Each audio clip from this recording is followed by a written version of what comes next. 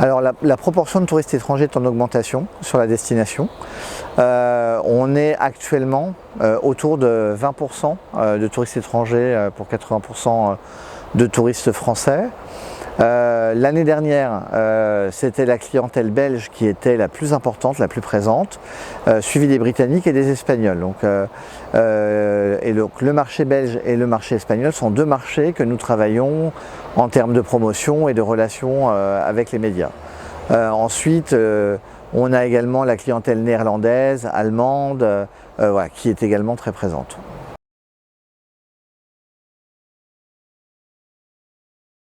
Alors le Val-de-Loire séduit beaucoup les clientèles anglophones, britanniques essentiellement, mais également états-uniennes, voire australiennes, canadiennes, qui sont assez présentes.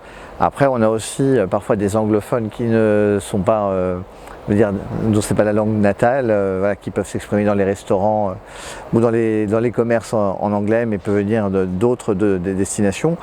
C'est vrai que la clientèle britannique reste quand même très présente. On a eu un petit baisse avec le Brexit, mais qui a été rééquilibré.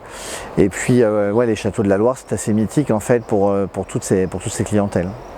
On peut rajouter que l'ouverture de l'hôtel de la Cité Royale, qui offre en fait un standard qui est très attendu par les clientèles nord-américaines, a également boosté la présence de ces clientèles.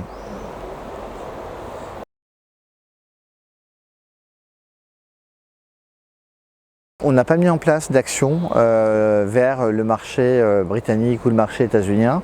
Ce sont des marchés qui sont assez énormes, voilà, c'est parfois un peu compliqué. Mais cela dit, la région, le CRT ou le département, la DT, eux ont mis en place des actions qui promeuvent l'ensemble en fait, du territoire. Et donc par ruissellement, Loches peut en bénéficier. Loches intervient sur d'autres marchés étrangers.